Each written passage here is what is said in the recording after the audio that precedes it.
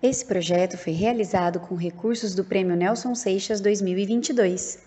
Tenham todos uma excelente experiência!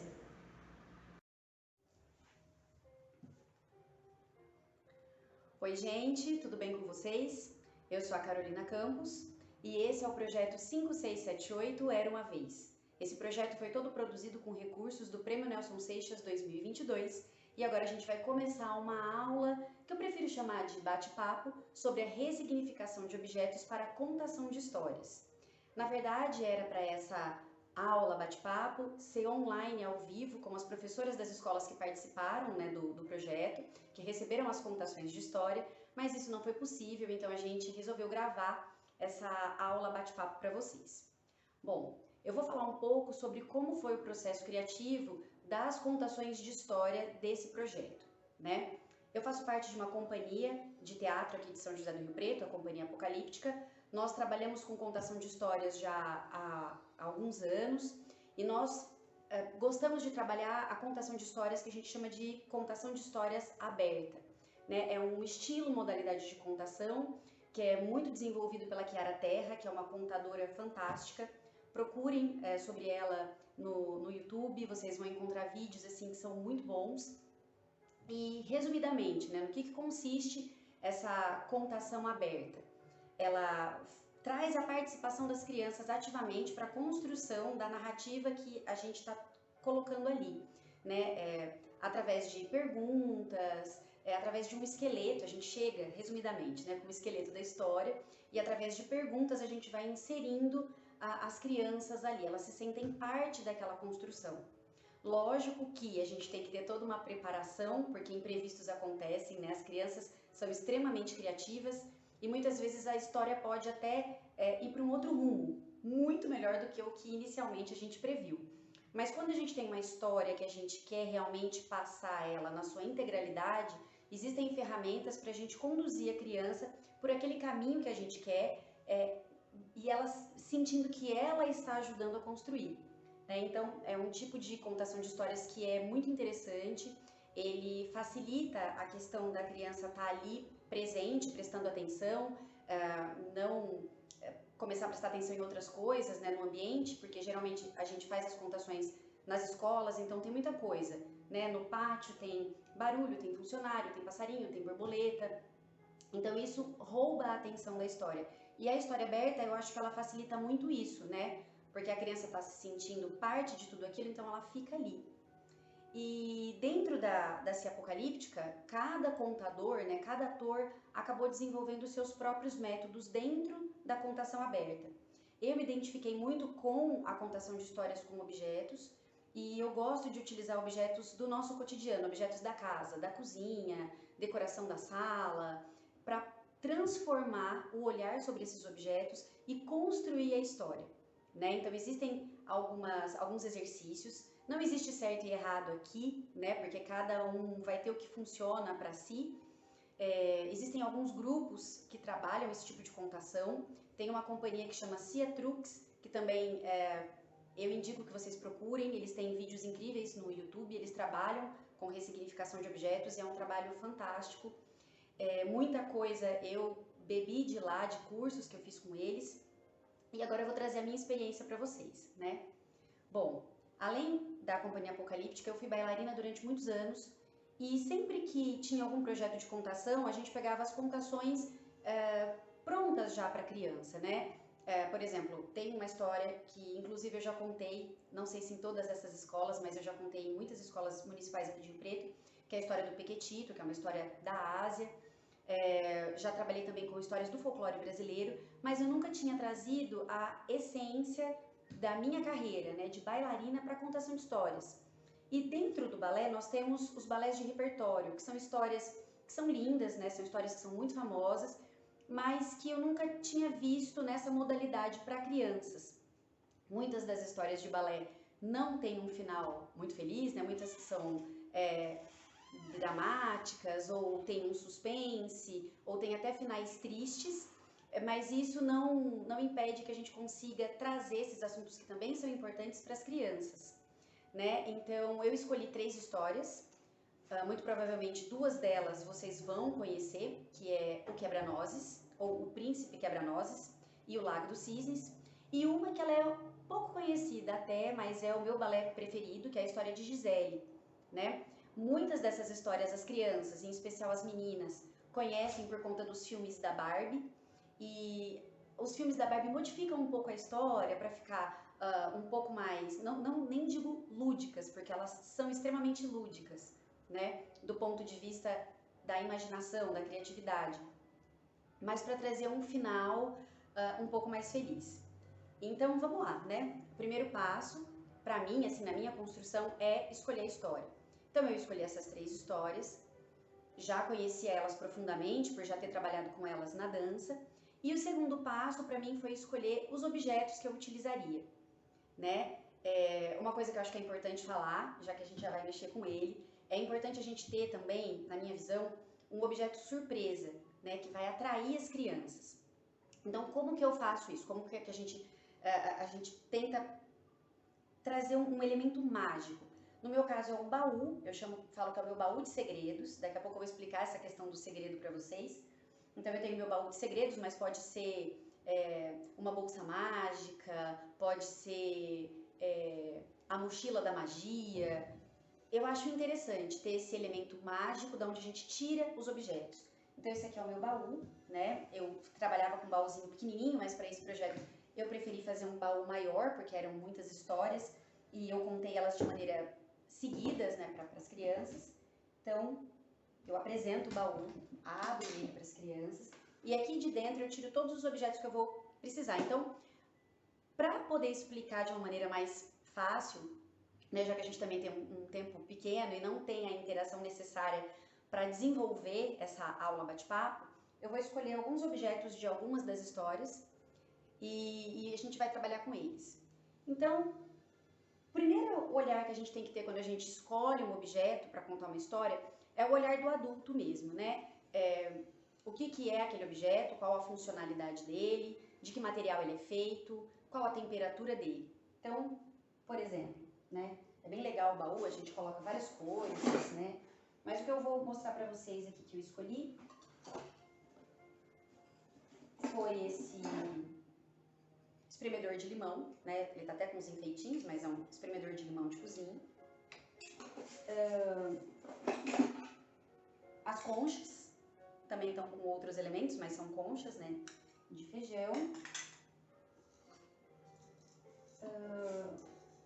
A taça.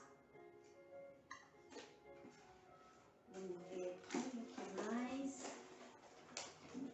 As velas. E esse protetor, né? Pode ser um protetor de bolo, protetor de copo. Vamos trabalhar com esses elementos. Então, retomando, o primeiro olhar que a gente tem que ter é o olhar do adulto mesmo. Então, por exemplo, o espremedor de limão. É um espremedor de limão, né? Ele tem uma funcionalidade de apertar alguma coisa, ele é de ferro, ele é gelado. Nós temos as conchas, então, deixa eu tirar aqui. As conchas são, se esse aqui sai mais fácil, elas são, não gente, não vai sair. Elas são geladas, né? Elas têm esse formato para poder pegar alguma coisa, também são de ferro. Eu tenho essa taça, que é uma taça de plástico, mas ela é prateada, não sei se dá para perceber no vídeo, né? Mas é uma taça grande, eu posso beber alguma coisa, ela me lembra festa pela cor dela, né? Não é gelada.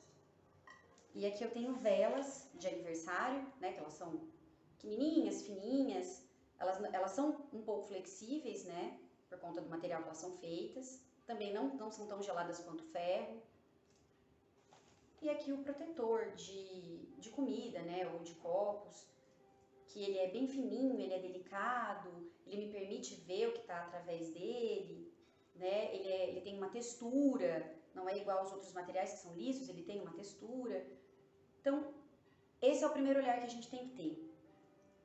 Depois, o segundo olhar, a gente pode começar a trazer um pouco do olhar da criança, né? Da criatividade, da imaginação. No que eu posso transformar esses objetos, né? Geralmente nós adultos temos dificuldades. Algumas crianças as um pouco mais velhas, isso aconteceu em uma das escolas, não vou me lembrar em qual escola, também começam a desenvolver isso, né? Tipo, não, igual, o espremedor de limão era o quebra-nozes. Não, isso não é um quebra-nozes, isso é um espremedor de limão. Não, isso não é um cisne, isso é uma concha de feijão. Tinha um menino que falou isso, todos os objetos, até que eu resolvi, entre uma história e outra, explicar para eles que era uma contação com objetos, que era pra gente se soltar, usar a criatividade, a imaginação, que isso era muito importante para nossa vida, e depois disso fluiu, ele entrou na brincadeira também. Mas o nosso olhar, por exemplo, esquece os enfeites que estão aqui, né? Esse espremedor de limão, o que ele pode ser? Não sei, para mim ele pode ser um helicóptero, ou ele pode ser um submarino, ele pode ser uma baleia, ele pode ser um farol, muitas coisas. A concha, o que ela pode ser? Né? Ela pode ser, de repente, uma árvore, com o tronco da árvore inclinado. Ela pode ser um guarda-chuva, né? As velas. As velas podem ser pessoas, as velas podem ser fantasmas, as velas podem ser árvores também, num vendaval que balançam. Uma infinidade de coisas. Esse protetor de comida, o que ele pode ser? Ele pode ser a lua, ele pode ser um lago, ele pode ser o véu de uma noiva, também uma infinidade de coisas. A nossa taça, ela pode ser uma taça mesmo, ela pode ser uma torre, um castelo, ela pode ser uma nave espacial. Então, assim, a gente vai trabalhando com essa segunda visão das coisas. Depois que a gente passou por esse primeiro olhar, o olhar do adulto, da funcionalidade do elemento que a gente tem em mãos, e a gente passou também pela funcionalidade, pela visão da criança, do que está além da funcionalidade daquele elemento que a gente vai trabalhar, a gente começa a observar aqueles pontos do primeiro olhar, do que é feito, qual a temperatura, para a gente tentar, de repente, trazer uma personalidade para aquele objeto. Então, por exemplo, o que eu escolhi para ser o quebra-nozes, né? Ele é de metal, então, entre todas as funcionalidades da parte criativa, eu vi que ele poderia ser o quebra-nozes, porque tem a funcionalidade de quebrar alguma coisa, ele tem barulho, as crianças gostam quando o objeto ele traz um elemento musical. Coloquei as cores do quebra-nozes para a gente poder identificar, né? Eu até, inclusive, na história do quebra-nozes, eu levo um quebra-nozes mesmo, pequenininho, para mostrar para as crianças, porque muitas não conhecem, né? Como que ele é tradicionalmente. Então ele é pequenininho, ele abre e fecha a boca, eu levo só para exemplificar para elas, e logo a gente já passa para a visão do nosso quebra-nozes mesmo. Então, ele é gelado, isso me traz uma ideia de uma coisa inanimada mesmo, de um boneco, né? Ele é duro, como é um soldadinho de chumbo, e ele o personagem do quebra-nozes, ele é rígido, né? Então, assim, tem, assim, uma certa frieza. Então, isso acaba compondo também a personalidade dele. Quando a gente pega a vela, as velas eu utilizei na história de Gisele, né? Elas são as Willis, que são fantasmas, que ficam ali na floresta para enfeitiçar os homens que passam por ali, para que eles dancem até a morte, né? Então, elas são branquinhas, assim, elas têm uns brilhinhos, né? E as Willis, elas são moças que morreram porque foram enganadas antes do casamento, então elas se vestem de noiva. Então eu achei, assim, que como tem esse brilhinho e elas são longilíneas, assim, são compridas essas velas, né? Elas são brancas, então elas são pálidas. Então eu achei que isso compôs muito bem. E elas têm uma rainha, que é a Mirta. Então, como eu não poderia colocar um véu para cada uma delas, eu utilizei esse protetor de comida para ser o véu da rainha das Willis, né? Então ele tem também esse elemento não sei se dá para ouvir no vídeo, esse barulhinho, que aí quando é um barulhinho baixinho, as crianças, elas ficam quietas para prestar atenção, né? Então, isso funciona muito bem. E assim com todos os outros objetos, para a gente ir compondo a personalidade de cada um dentro da história. Depois disso, a gente pode ir acrescentando elementos cênicos, né? Por exemplo, na história do Lago dos Cisnes, nós temos a Odete, que é o cisne branco, que é a menina que foi transformada pelo bruxo em cisne. Então, né, eu utilizei a concha desse formato, né, coloquei esse elemento cênico para fazer o formato do cisne. Só que na história ela tem a filha do bruxo que recebe um feitiço e que ela fica idêntica a Odete. A filha dele é a Odile e ela é conhecida como cisne negro, né? Então, o mesmo elemento cênico, mas de outra cor, para compor exatamente da mesma forma, né? Então isso funciona também muito bem, a questão da gente trabalhar esses elementos cênicos que a gente vai acoplando, né? E aí tem vários exemplos, por exemplo, o Reino dos Doces, do Quebra-Nozes. Então peguei esses, nem sei como que chama isso, mas é de você pegar petiscos ou de colocar em drinks, né? Coloquei numa base de isopor e funciona muito bem como um reino de doces porque ele é bem colorido. Para fazer a dança dos doces, para não trazer um doce, trazer um elemento diferente, eu optei em pegar miçangas e colocar esses tubinhos, né? Porque a gente tinha a cor de cada um dos doces, por exemplo, esse aqui era o chocolate espanhol, né? Esse aqui, por exemplo, era o marzipan.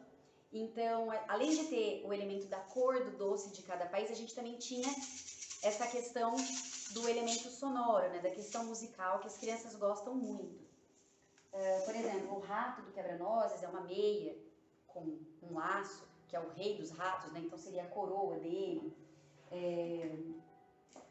O príncipe do Lago dos Cisnes é um batedor de claras em neve, também funciona muito bem. As crianças conseguem ter essa percepção lúdica muito melhor que a gente, né? Então podem ir sem medo.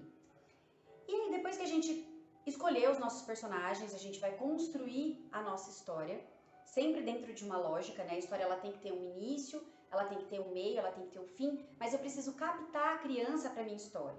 Então, dentro do conceito da história aberta, a gente não chega simplesmente e fala: oi, eu sou fulano de tal, eu vim aqui contar uma história para vocês. Não, a gente tem que atrair a criança para o nosso mundo. E uma das maneiras que eu acho que é mais, não vou dizer a mais fácil, mas mais interessante da gente captar a atenção das crianças para isso, é essa questão de apresentar para elas que é um momento único que a gente vai ter ali. Então, primeiro, assim, mais importante, acho que é a gente entender quem a gente é como contador. Então, se vocês estão em sala de aula e são professores e vão contar uma história, no momento da contação de história, tomem essa postura de que agora eu não sou a professora fulana de tal, agora eu sou uma contadora. Então, por isso que eu gosto, eu uso poucos elementos, né? Só a saia de bailarina e a coroa, mas isso já é suficiente para criar uma personagem contadora de histórias. Então eu chego para as crianças, a postura muda, tem aquele bom dia ou aquele boa tarde, pode ser outro tipo de saudação ali com as crianças, né? Depende de como vocês também trabalham em sala de aula. Mesmo que elas falem muito alto, ter aquela brincadeira de não, vamos de novo, porque isso vai atraindo. Se eu percebo que a turma está muito agitada, eu falo, não, então primeiro vamos fazer um aquecimento. Passo alguns exercícios de aquecimento com as crianças, alongo o braço, põe a mão no chão, porque isso vai trazendo elas para vocês e, por incrível que pareça, vai acalmando, vai diminuindo aquela energia. E aí eu falo para elas, vocês sabem o que eu vim fazer aqui? Algumas falam, contar história. Então, não vim contar uma história, eu vim contar um segredo, né? E o que é um segredo? Aí elas me explicam. Para quem que a gente conta um segredo? Sempre conduzindo para que a resposta seja para quem a gente confia. E o que eu preciso para confiar em alguém? Eu preciso conhecer. Vocês me conhecem? Eu conheço vocês? Não. Então, é o momento da gente se conhecer.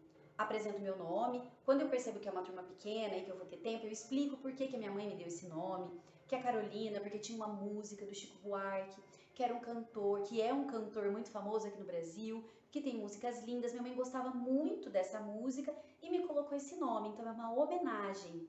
E como é o nome de vocês? Como quando é uma turma muito grande, como foi nas apresentações das escolas, escolho alguns e as crianças entram na brincadeira, elas não ficam chateadas. Se eu percebo que tem alguma que tá com a carinha muito assim, pergunto, não tem problema.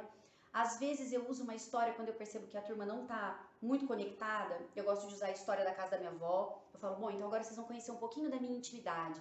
Imagina que vocês estão chegando numa casinha cor-de-rosa, de esquina, tem uma escadaria, e tá vindo um cheirinho de bolo lá de dentro. Vocês tocam uma campainha, abre a porta, uma velhinha de cabelo branquinho, muito boazinha. Ela chama vocês para entrar e tem um um bolo de chocolate em cima da mesa, com aquele cheiro gostoso, e ela dá um pedaço desse bolo para vocês. E essa senhorinha é a minha avó. Pronto, você já conhece um pouco de como é o meu dia a dia, de como é a minha intimidade. Isso funciona muito bem, né? Isso começa, peço para as crianças fecharem os olhos. Isso funciona muito bem. No caso de vocês que são professores das crianças, as crianças já conhecem vocês, mas acho que vocês podem pegar elementos do dia a dia ou criar elementos que seriam do dia a dia de vocês para fazer essa conexão nesse momento da contação de histórias, né? Eu acho que isso, pelo menos na minha experiência, funciona muito bem.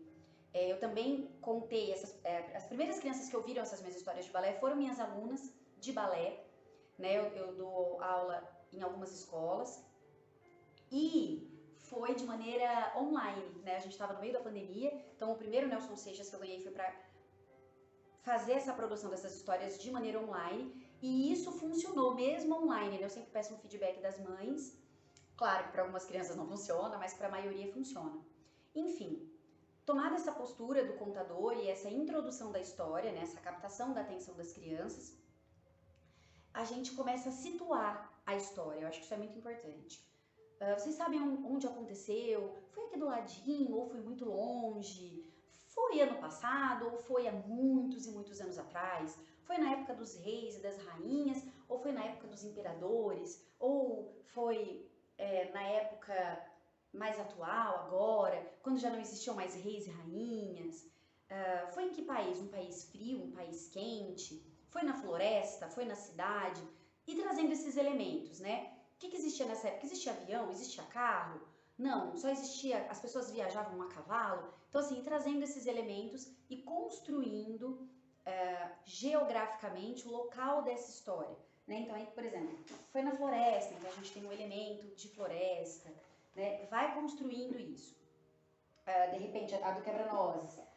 Foi na época do Natal. O que é importante para ter o Natal? Uma árvore de Natal. Então, é um elemento bem literal, mas ele não atrapalha a questão da contação com objetos, porque ele é um elemento importante para as crianças, para elas situarem ali a história dentro da festa de Natal, né?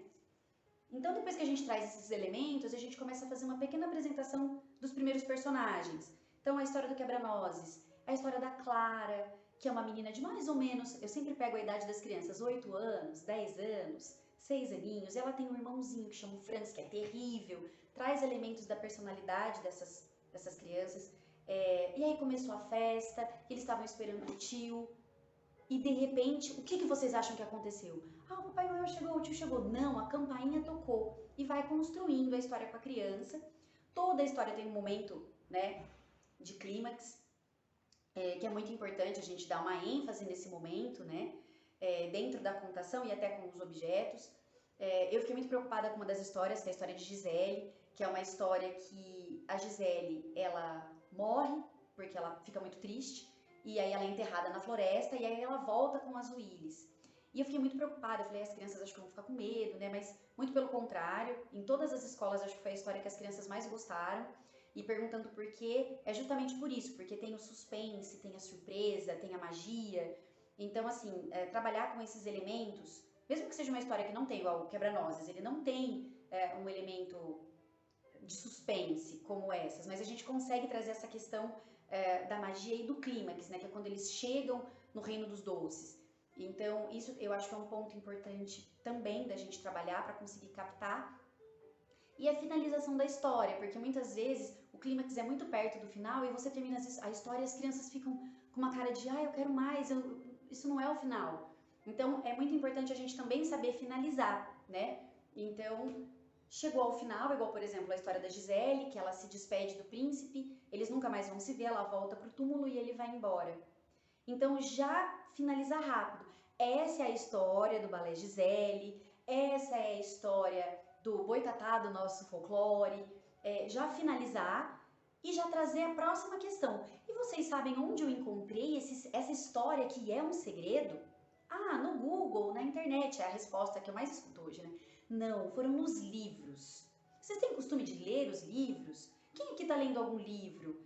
Troca uma ideia sobre isso, traz essa importância dos livros, frisa que dentro dos livros a gente tem muitos segredos, né? Porque aí a gente já vai conseguindo finalizar, as crianças vão entendendo que a gente está chegando no final daquilo.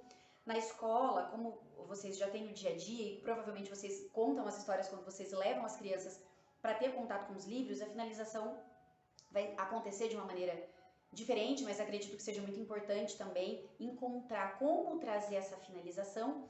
E eu gosto de sempre combinar alguma coisa com as crianças no final, né? Do mesmo jeito que a gente introduziu aquele bom dia, ter esse final. Vocês vão combinar isso comigo? Sim, eu acho que é muito importante. No meu caso, eu combino que eu vou voltar em algum momento e que elas vão me contar as histórias. Mas eu já combinei de que elas vão ler e vão contar para todo mundo, pro pai, pra mãe, pra avó, pro papagaio, pro cachorro. Então, encontrar alguma coisa que vocês podem combinar com as crianças, porque isso cria um elo ali no final. E eu acho que esse elo ele é muito importante para a finalização, né, da contação e do projeto. E aí, sim, nesse final se despir do personagem contador de histórias e voltar para quem você é, para continuar um bate-papo ali com as crianças. Foi muito rápido, né? Assim, é muito rápido, é difícil a gente explicar tudo que a gente passou para construir, né, a história, mas tentei explicar mais ou menos para vocês. Falei desses pequenos exercícios dos olhares para os objetos, né? Que parte, eu gosto de partir da história para o objeto, mas eu já dei um curso de ressignificação onde a gente parte do objeto para a história, a gente cria a história a partir do objeto, que é muito interessante. Se um dia vocês tiverem a oportunidade, se for acontecer novamente, vou convidá-los para fazer esse curso, ele é bem legal. E é isso, gente. Acho que foi um projeto que foi muito importante para mim, apresentar para as escolas, para as crianças nessa retomada pós-pandemia. Foi muito legal. Gostaria muito de agradecer todas as escolas que participaram, as professoras, as coordenadoras. Muito obrigada. As crianças foram muito participativas, muito atenciosas, vocês também. E é isso. Qualquer dúvida, eu vou deixar aqui na descrição do vídeo o meu e-mail para vocês me mandarem dúvidas, se vocês quiserem saber sobre cursos. Vou deixar as redes sociais da Companhia Apocalíptica, que é a companhia que eu faço parte, a minha rede social, onde eu também sempre posto sobre cursos, sobre os festivais que a companhia faz aqui em Rio Preto. E é isso, espero que vocês tenham gostado. Sei que não foi da maneira como a gente esperava, né? A gente não conseguiu fazer online, ao vivo, tirando as dúvidas, fazendo os exercícios ali, mas acredito que eu tenha conseguido passar um pouquinho para vocês aqui.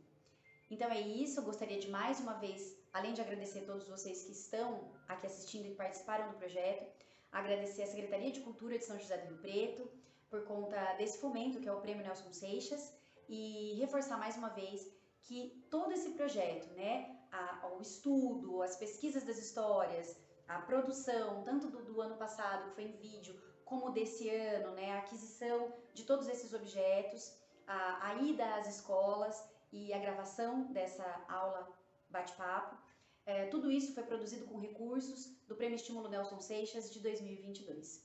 Muito obrigada e até a próxima!